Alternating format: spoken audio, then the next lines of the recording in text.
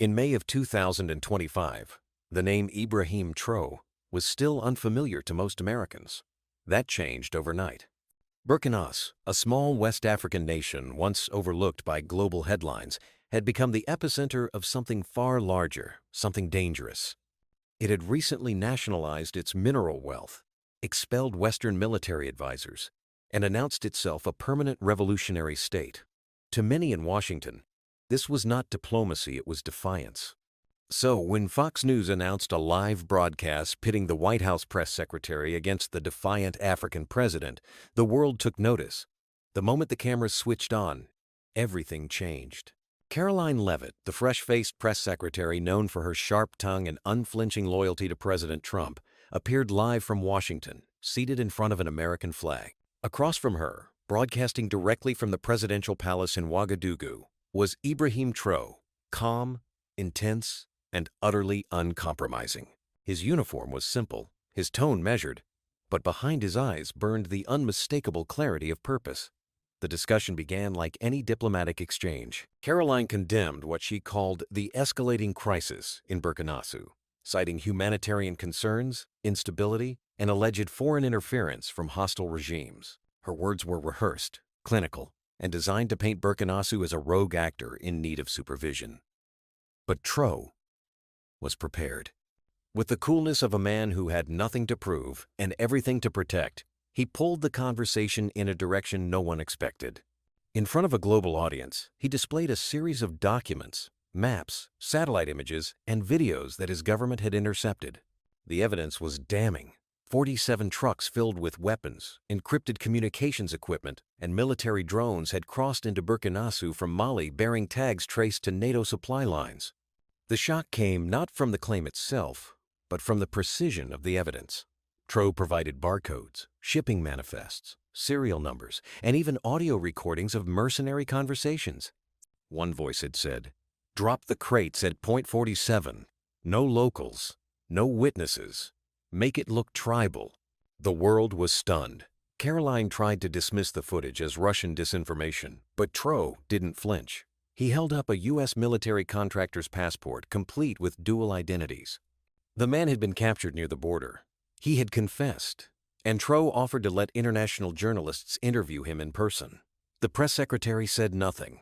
Her silence was louder than any denial. That single moment, her blank stare was clipped and reshared across every platform on Earth.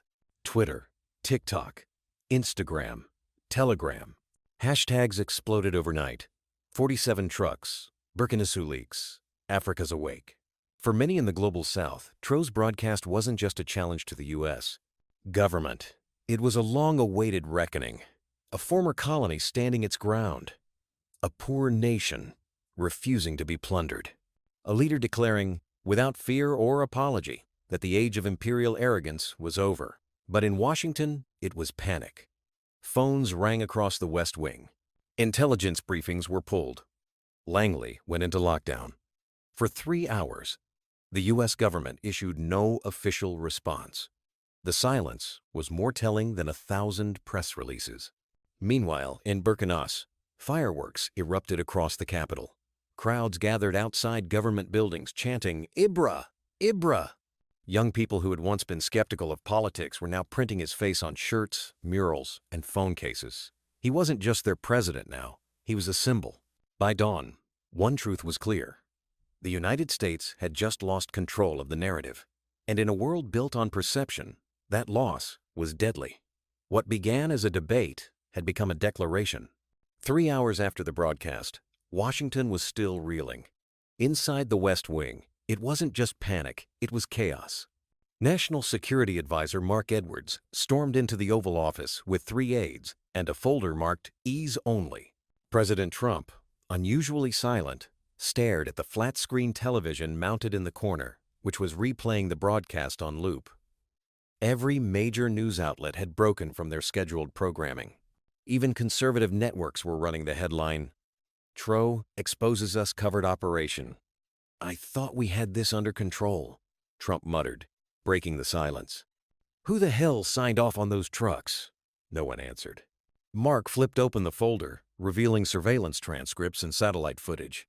"It wasn't just the CIA, sir. AFRICOM and private contractors were involved. Some of it might trace back to Task Force 73. Trump blinked. The hell is Task Force 73? The room went cold. Mark hesitated. It's a shadow unit. Deniable. Run off books through foreign shell companies. Technically, it doesn't exist. Trump leaned back in his chair, suddenly more alert. And that African son of a bitch just blew the lid off it. Live on television? The chief of staff, Nora Delaney, looked visibly ill. He didn't just blow the lid off. He timed it. That interview was a trap, and Caroline walked right into it. At that moment, Caroline Levitt entered the room, her face pale but defiant. "I didn't walk into anything," she said, trying to keep her voice level. "I was ambushed." "You froze on camera," Mark snapped. "You didn't deny it. You didn't counter it. You gave him the floor." "I didn't have clearance for what he was showing," she fired back. "I was told we had no direct involvement. Was I supposed to call him a liar and risk him pulling out another passport on air?" Trump raised a hand to quiet the room. "Enough. It happened. It's done. Now we fix it." But there was no easy fix. The damage was viral. In the next 24 hours, over 400 million people had viewed the broadcast or its clips. In Kenya, students marched carrying placards of Tro, wearing a crown of thorns. In Brazil, posters appeared reading, "We are all Burkinas." Worse still, African Union representatives requested an emergency session to review foreign interference and attempted destabilization in a member state. China offered to sponsor the session. Russia volunteered to provide peacekeepers to secure Burkina Faso's sovereignty. America's allies began issuing soft statements of concern and non-involvement. The narrative had slipped entirely out of Washington's control. Back in the Oval Office, the real question came like a whisper. "What do we do about Tro?" Trump asked. "Because if he keeps talking, this doesn't stop." Mark didn't flinch. "There are options." Everyone in the room understood what that meant. Carolyn stiffened.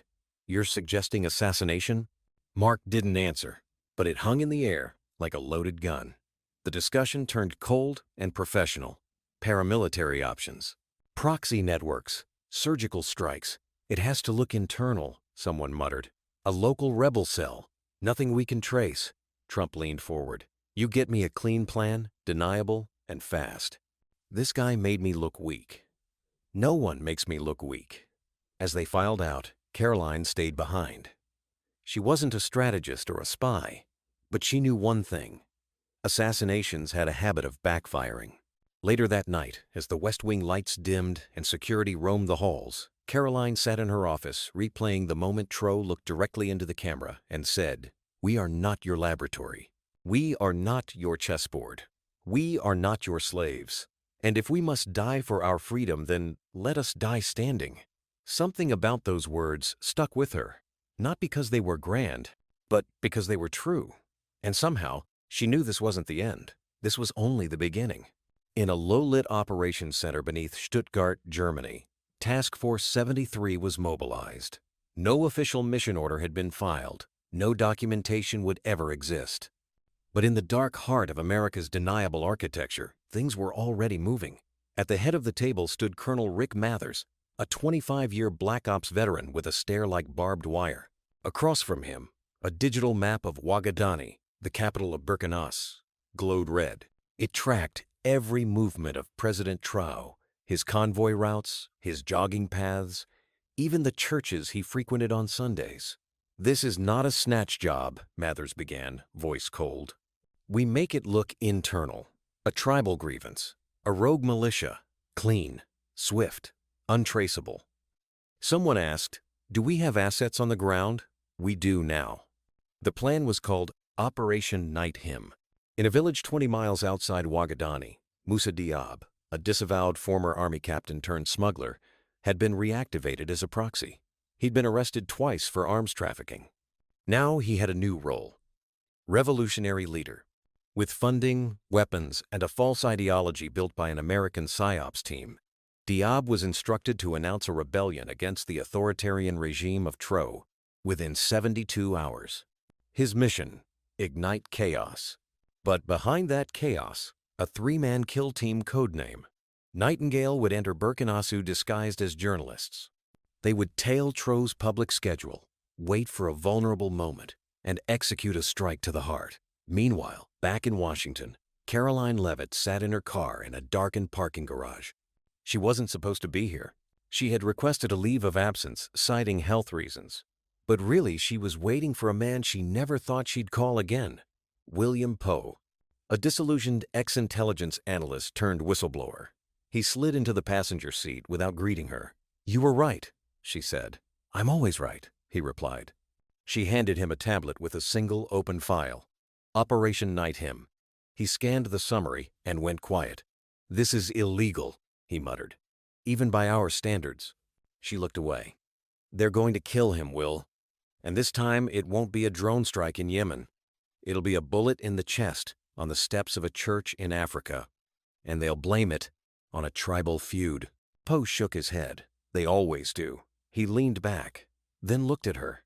"Do you want this stopped, or do you want it exposed?" Caroline didn't hesitate. "Both." Meanwhile, in Ouagadani, President Tro was preparing for war, but not the kind fought with tanks. Inside the Revolutionary Council chamber, his high-ceilinged, concrete-walled strategy bunker, Tro stood before a dozen ministers and commanders. The video of his Fox News appearance was still playing in the background, now dubbed in Swahili, French, Arabic, and Portuguese. "This is no longer about Burkina Faso alone," he said. "It's about every small nation tired of bending its neck." General Tamba leaned forward. "They will come for you, Comrade President. We have no illusions." "I am ready," Tro replied. "But they must not find me unarmed."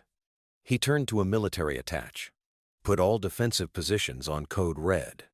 Double the Presidential Guard. Mobilize the university brigades.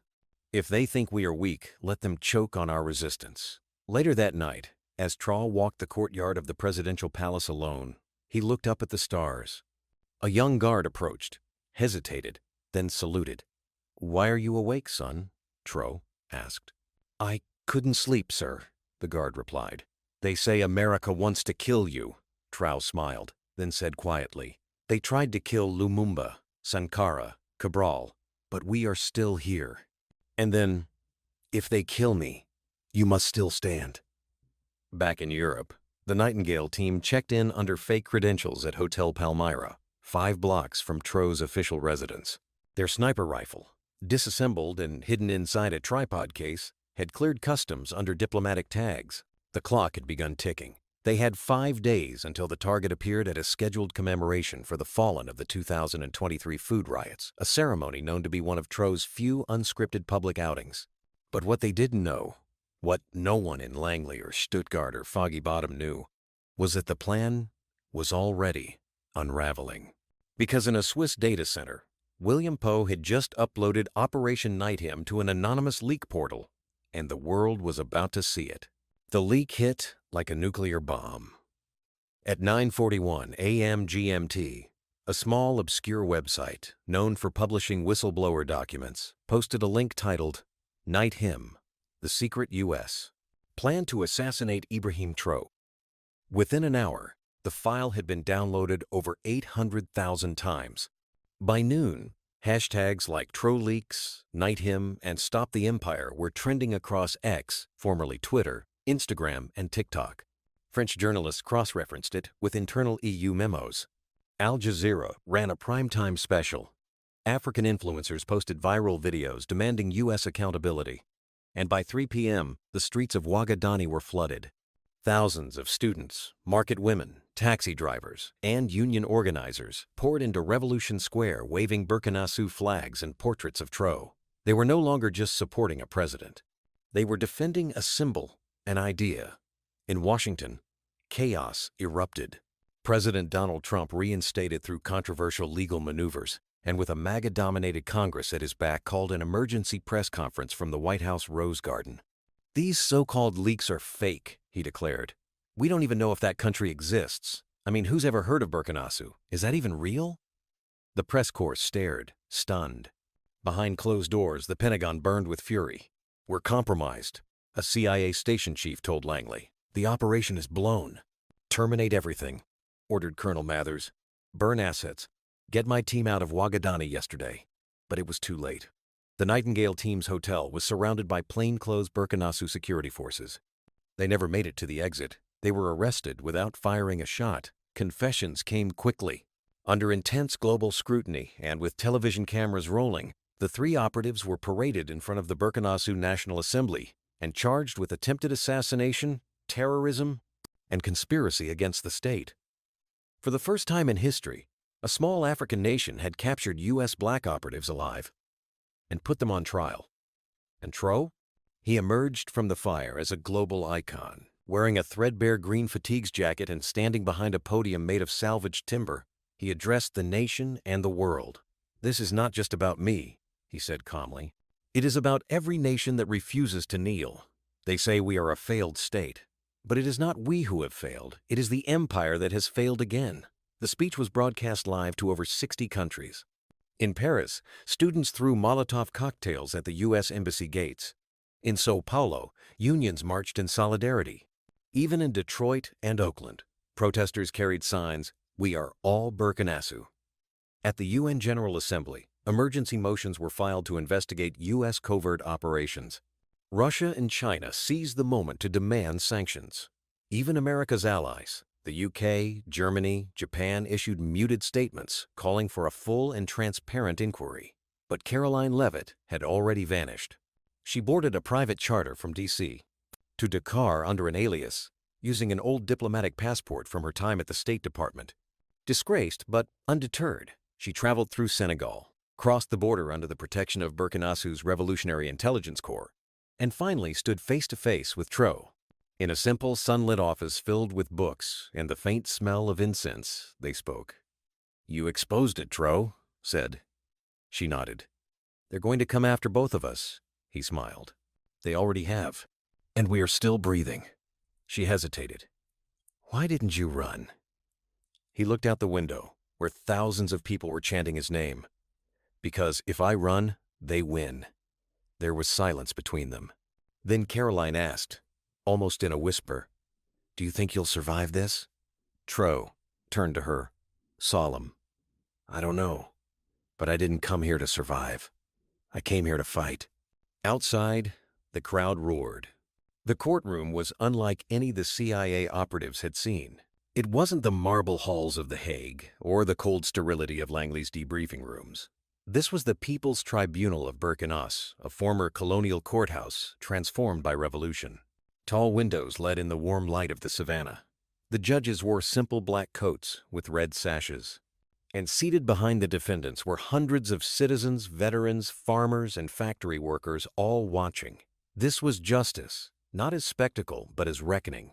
The three agents, codenamed Viper, Wellspring, and Sable, had been caught with forged passports, encrypted sat phones, cash in 7 currencies, and a dossier marked Operation Night Hymn. What shocked the world wasn't just their presence, but what they confessed under oath. "We were ordered to destabilize Burkina Faso," said Sable, a 34-year-old linguist turned operative. "First via disinformation, then through decapitation, assassination of President Tro, and disruption of Central Command." She paused. "We trained rebel units in Niger. We funneled weapons through northern routes, 47 trucks in total. The goal was regime change."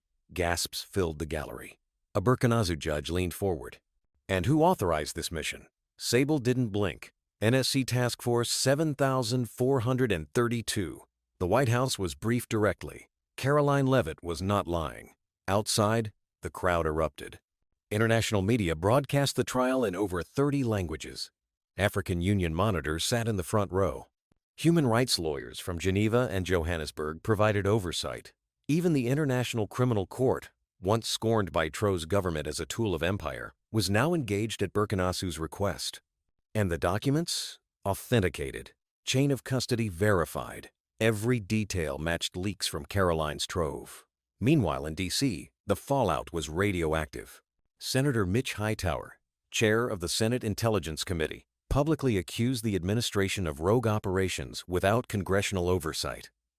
Leavitt, once mocked as a disgraced loudmouth, was suddenly seen as the Cassandra of the age ignored until it was too late. Within the National Security Council, emails were subpoenaed. Subpoenas turned into resignations. Resignations became arrests. And Trump? Cornered, furious, and still clinging to power, He declared the tribunal a mock trial in a fake country by fake people. He called Tro a dictator in sandals and vowed to defend the homeland from African chaos. But the world wasn't buying it. Instead, Tro had become the face of resistance to imperial overreach. At home, his popularity soared to 91%. In Addis Ababa, the African Union voted to recognize the Burkina Faso Tribunal as a legitimate legal body. And in Havana, veterans of Cuba's revolutionary court system offered legal aid. Solidarity flooded in from Caracas to Hanoi. Then came the moment that changed everything. On the final day of trial, Agent Viper, visibly trembling, stood up and pulled a folded document from his prison shirt. "I was ordered to neutralize Ibrahim Tro," he said, "and I want the world to see the signature." He unfolded the page. It was an internal directive, dated the 18th of February, 2025. It bore the initials DJT. A stunned silence followed. Then the courtroom burst into commotion. In Washington, impeachment proceedings began within 48 hours. Speaker of the House Cynthia Navarro, a centrist Democrat, announced the move solemnly. "This is no longer about politics. It is about law, about sovereignty, and about whether the United States remains accountable to its citizens and to the world." And in Burkina Faso, the sentence was delivered. The 3 agents would not be executed. They would not be tortured. Instead, they would be held in a secure facility and made to testify publicly over weeks in what Tro called a people's archive against imperial terror. The tribunal had made its point. Burkina Faso was not a vassal, not a colony, not a backwater. It was a nation, a revolution, a mirror held to the empire's face. When the footage of Agent Viper revealing the signed directive hit global networks, it cracked open the world like a fault line. The signature of Donald J. Trump, authorizing the destabilization of Burkina Faso, sent tremors through every capital from Washington to Warsaw. Markets wobbled. NATO scrambled for a statement. The UN held an emergency session. And in the global south, something stirred a quiet, electric defiance. Burkina Faso, once a name most Americans couldn't place on a map, was now the epicenter of a political earthquake. And standing at the center of it all was President Ibrahim Tro, a man whose speech patterns were clipped and poetic, whose eyes burned with the weight of generations, and whose revolution now had the world's attention. In Washington, the storm broke hard. House Republicans, already fractured by scandal and leaks, began defecting. Congressman Eli Kaufman of Arizona called for Trump's immediate resignation. "This isn't just overreach. This is imperial sabotage. We swore an oath to the Constitution, not to vendettas against sovereign nations." The impeachment passed the House in record time. The Senate prepared for trial. Trump barricaded himself in Mar-a-Lago. He lashed out on Truth Social, claiming the documents were deepfakes, the agents, actors, the tribunal, a Marxist circus. But none of it stuck. Leavitt, now under federal protection, appeared on 60 Minutes. Her tone was calm, her facts crisp, her remorse clear. "I believed the lies because I was trained to. I defended the mission because I thought we were saving democracy. But we weren't. We were smothering it. Viewership broke records." Overnight, she became a symbol not of victimhood, but of transformation. In Addis Ababa, the African Union passed Resolution 44A, which declared, "No African state shall be the object of covert intervention by foreign powers without collective consequence." It wasn't just symbolic. African defense ministers announced joint cyber defense protocols, resource-sharing treaties, and a new intelligence exchange modeled on Tro's People's Directorate. Young Africans cheered in the streets from Lagos to Lusaka. In Nairobi, a mural went up overnight. Tro, with his fist raised, standing beside Lumumba, Sankara, and Nkrumah. Underneath the words, "History didn't end. We just started writing our own chapters." Burkina Faso, meanwhile, didn't gloat. Tro released a statement. "We seek not revenge, but truth. We are not anti-American. We are anti-imperial. The distinction matters." Then, in a global broadcast, he offered something that shook the world again. "We will publish all documents from the Nightingale trials. Let the people of America decide what they were never allowed to know. Truth is not a weapon. It is medicine. He released 12,000 pages. France, long burdened by its colonial legacy in West Africa, faced protests demanding full troop withdrawal from the Sahel. President Chevalier caved within 72 hours. China, smelling blood, issued a non-interference doctrine, praising Burkina Faso's sovereignty while quietly offering military tech and food aid. Russia, opportunistic as ever, declared U.S. actions a war crime, but no one listened. The most striking shift, however, came from Latin America. Brazil's President Ramos called Tro a brother in fire. Venezuela offered oil for medicine trade deals. Bolivia's vice president quoted Tro in parliament. "They came to bury us. They didn't know we were seeds." Burkina Faso itself, still scarred by war and poverty, found a strange calm. The Revolutionary Guard was replaced with civilian security. Tro announced free elections in 2027 but pledged not to run. "Power, to mean anything, must be given up," he said. Political prisoners from the old regime were released. Even opposition figures, once silenced, now spoke freely on state radio, in open forums, at universities. Yet the people didn't demand Tro resign. Instead, they chanted his name at night, banging pots and raising candles, not as subjects but as citizens. He had done something rare. He fought an empire and did not become one himself. It happened on a Sunday evening, prime time in Europe, early afternoon in the U.S. In Burkina Faso, it was nearly midnight, but no one slept. Crowds packed public squares. Children sat on rooftops. Radios buzzed in distant villages. The world held its breath. President Ibrahim Tro stepped up to the podium inside the National Theater of Ouagadougou, not in military uniform, not behind bulletproof glass, but in a plain linen shirt, the red star of Burkina Faso stitched at the collar. No teleprompters, no scrolling text, just a man, a microphone, and the weight of a continent behind him. "Brothers and sisters," he began, his voice steady, his tone quiet but unmistakably commanding. "Tonight, I do not come as a president. I come as a son of Africa, and I come as a witness to truth." He told the story of Operation Nightingale, of the 47 trucks, of the coup that almost was. He named names, not with malice, but with precision. This was not an act of madness. It was a design, a blueprint that has existed for over a century. A system where nations like mine are allowed to live only if they kneel. He paused, letting the silence speak. Then came the turning point. But we did not kneel. We stood, and we stand still. The audience in Ouagadougou erupted. Around the world, people leaned closer to their screens. Tro turned to the cameras, speaking now not to Burkina Faso, but to the American people. To the mothers and fathers in Baltimore, to the students in Chicago, to the workers in Detroit, I know you did not vote for this war against my people. I know your sons did not choose to die in deserts for oil or strategy. I know you are told lies, fed fear, sold myths, and I know, deep in your bones, you are tired too. You are not our enemy. You are our mirror. We see in you the same hunger we carry for justice, for dignity, for peace. He spoke for 47 minutes. By the time he finished, Ouagadougou was weeping. The last line burned into history. "If we must die, let it be on our feet. But if we live, let it be with clean hands." Across Africa, people cheered in the streets. In Paris, 80,000 people marched the next day in solidarity, waving flags of Burkina Faso.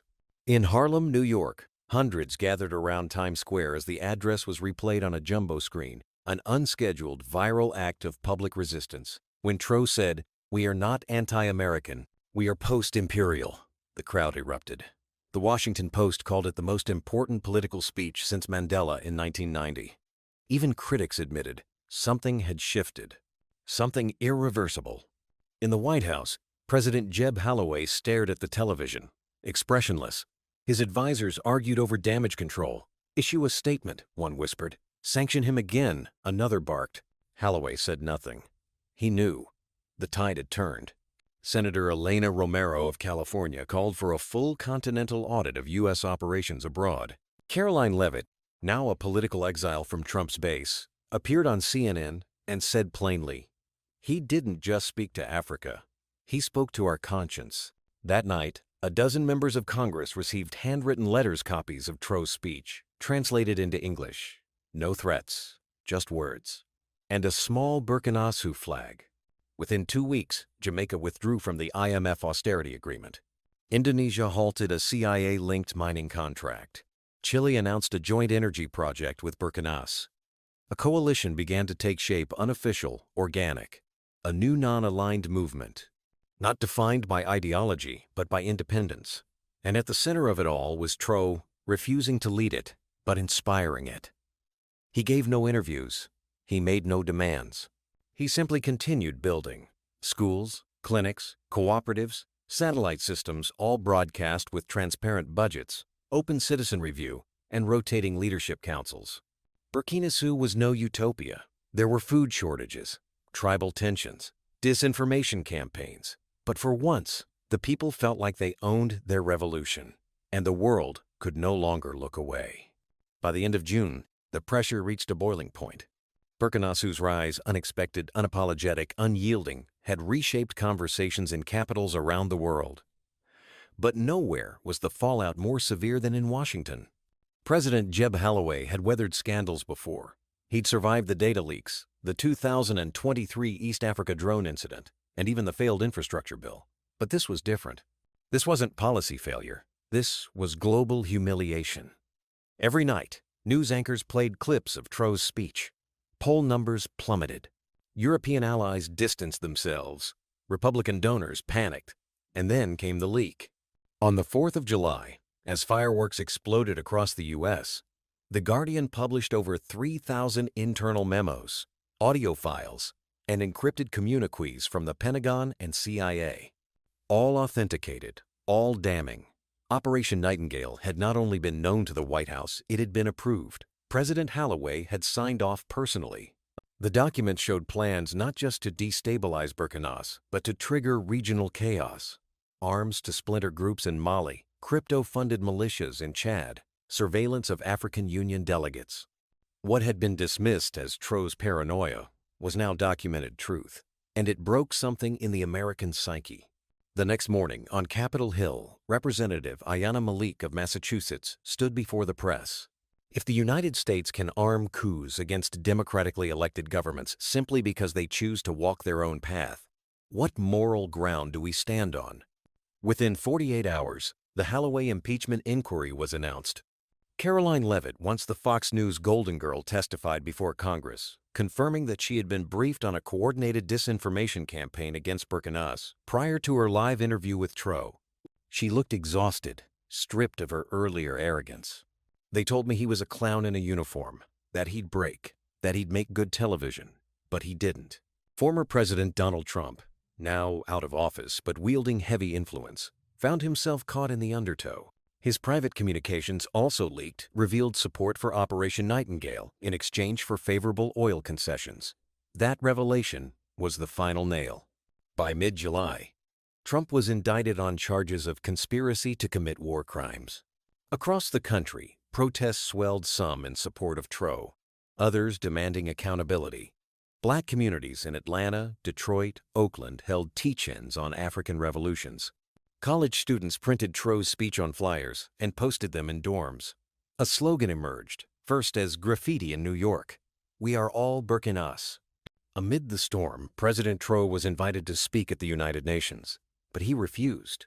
Instead, he offered to host a pan-sovereign forum in Ouagadougou, an open, leaderless summit for nations seeking alternative futures, not anti-West, but post-dependence. 32 countries RSVP'd: Cuba, Laos, Namibia, Bolivia.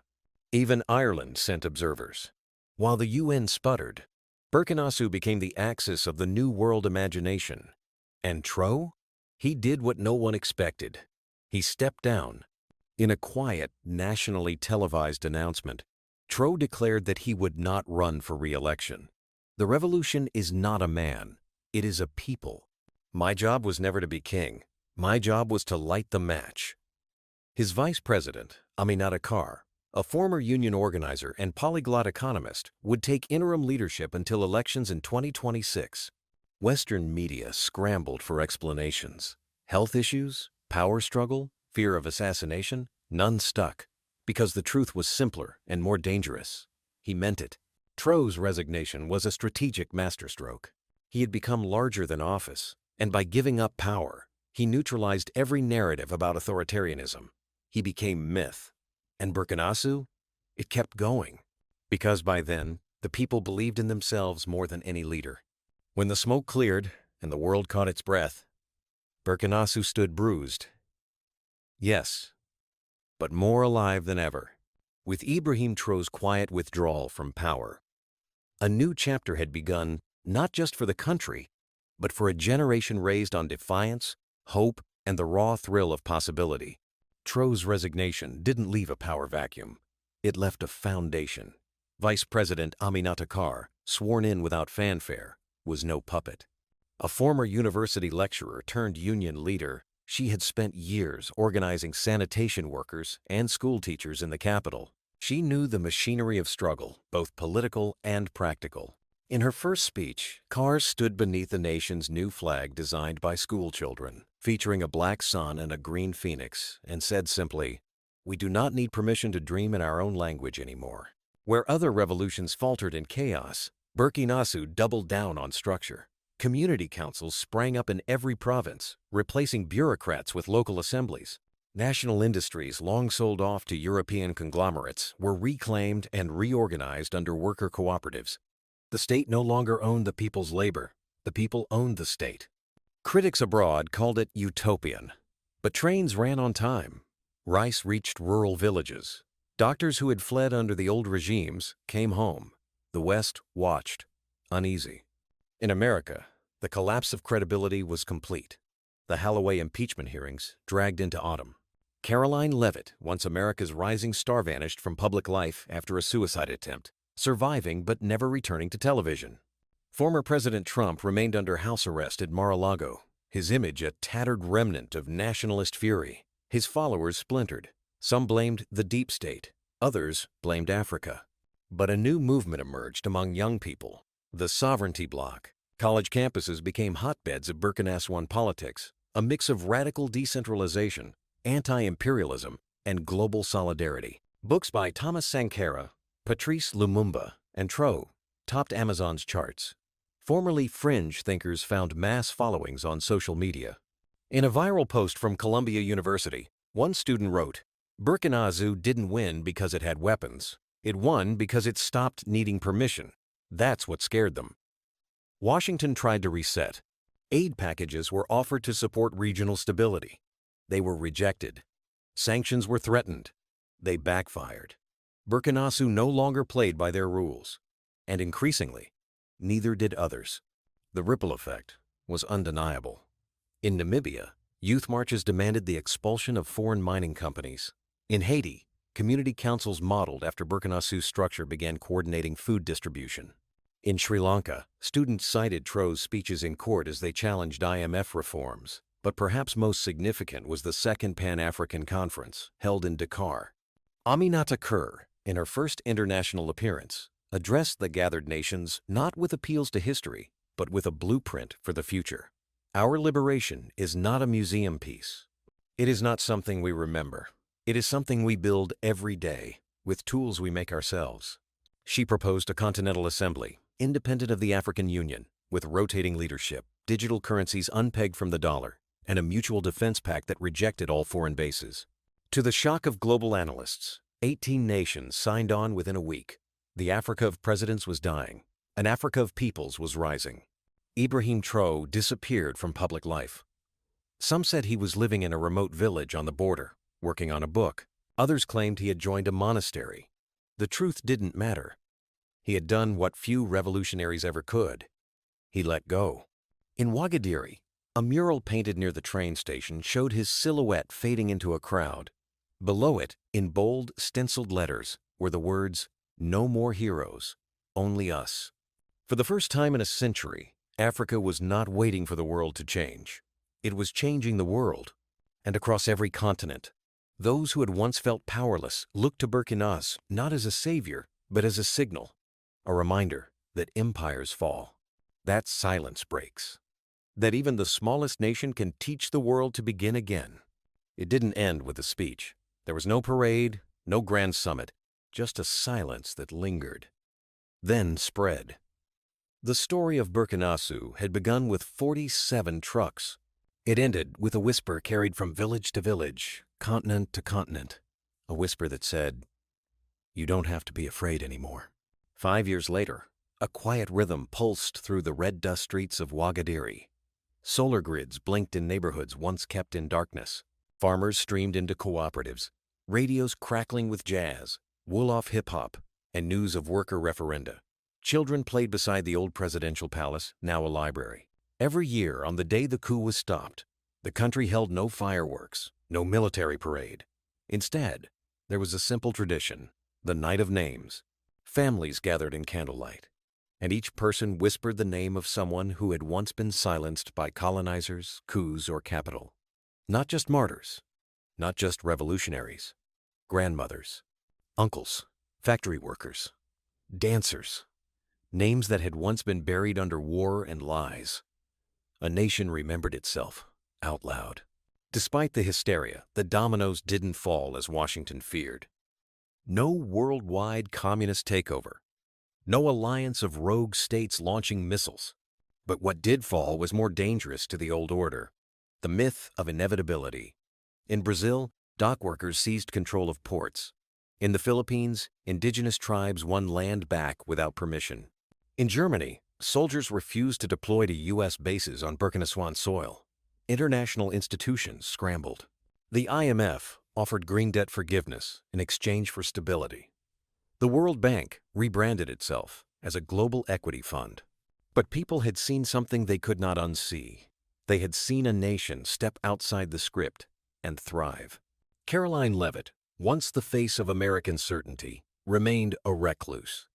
In 2029, she released a memoir, Under the Light I Broke, in which she described the Fox News interview with Ibrahim Traoré not as a political moment, but a spiritual fracture. She confessed, "I was taught the world had a center, and that center was us. That day, I learned the world had no center, only stories, and ours wasn't the only one that mattered."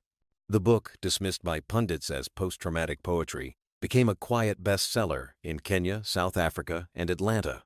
She never returned to public life, but she had said what she needed to, and it was enough. He never published his memoir.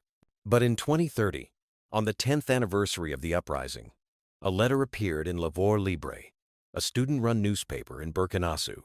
It was handwritten. No signature, just a stamped seal once used on his early speeches. To struggle is not to hate. To govern is not to command. To love your people is to know when to step aside and trust them to become more than you could ever imagine. We did not win by fighting them harder. We won by refusing to play their game. We became ungovernable first in our minds, then in the streets. You were never waiting for a leader. You were waiting for each other. Students read it aloud at independence celebrations. The words were etched into monuments, quoted in songs, painted across bridges. He had disappeared, but his voice never had. Burkina Faso was not perfect. No revolution is. There were debates, arguments, missteps. But it no longer bent to fear. It no longer bowed to foreign demands. Instead, it danced. It built. It laughed. And the world, slowly, began to listen. In places far away, whispers turned to questions. In boardrooms, in classrooms, in refugee camps and back alleys. If they did it, why not us? That was the most dangerous export of all. A contagious imagination. It didn't need armies. It didn't need slogans. Just one story that reminded millions. The world is made, and it can be remade.